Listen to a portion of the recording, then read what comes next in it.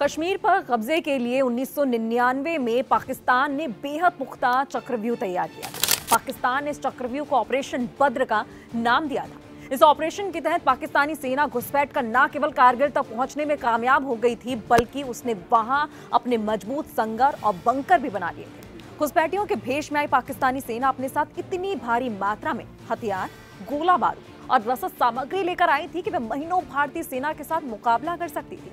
पाकिस्तान के इस ऑपरेशन की भनक भारतीय सुरक्षा और खुफिया एजेंसियों को ना लग सके, इसके लिए भी दुश्मन ने पुख्ता इंतजाम कर लिए थे।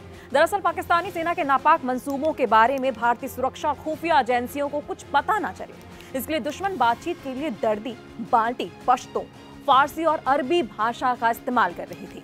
शायद यही वजह है कि दास और बटालिक सेक्टर में भारतीय सेना और खुफिया एजेंसियों द्वारा बनाए गए इंटरसेप्शन सेंटर को पाकिस्तानी सैनिकों के बीच होने वाली बातचीत को समझने में खासी मुश्किल हो रही थी। और ऐसी ही स्थिति में पाकिस्तान के चक्रव्यूह को तोड़ने में बॉर्डर सिक्योरिटी फोर्स यानी बीएसएफ ने अभिमन्यु की भूमिका अदा की थी और बीएसएफ की इंटेलिजेंस विंग, जिसे जी ब्रांच के नाम से भी जाना जाता है, ने पाकिस्तान की बातचीत को डिकोड करने में एक अहम भूमिका अदा की थी। चूंकि बीएसएफ लंबे समय से जम्मू और कश्मीर में कार्यरत रही है, लिहाजा उसके पास ऐसे जवान थे जो दर्दी, बाल्टी, पश्तो, फारसी और अरबी भाषा न केवल समझते थे बल्कि अच्छी तरह से बोल भी सकते थे।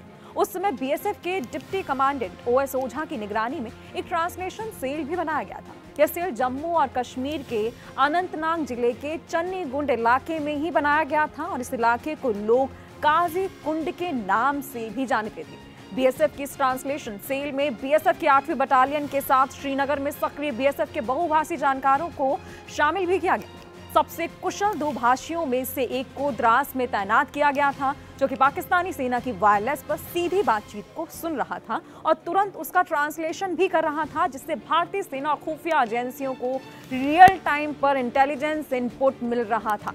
इसके अलावा इस सेल के बनने के बाद खुफिया एजेंसियां और भारतीय सेना इंटरसेप्ट की गई दुश्मन की बातचीत के कैसेट जी सेल को भेजा जाता था और बीएसएफ का जी विंग इन कैसेट में मौजूद बातचीत का हिंदी और अंग्रेजी में ट्रांसलेशन कर वापस भारतीय सेना और खुफिया एजेंसियों को भेजती थी।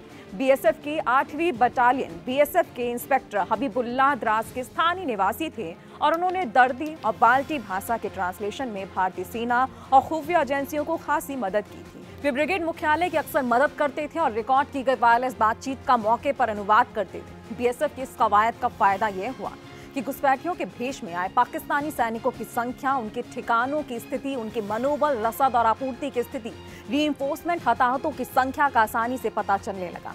और इतना ही नहीं, पाकिस्तानी सेना के मूवमेंट कमांडरों की आवाजाही, दुश्मन के पास टेलीफोन लाइनों की उपलब्धता और भारतीय आर्टिलरी, मोर्टार, गोलीबारी का असर, हवाई हमलों से हुए नुकसान, दुश्मनों की संभावित साजिश और अब भारतीय सेना खुफिया एजेंसियों को आसानी से पता चलने लगी।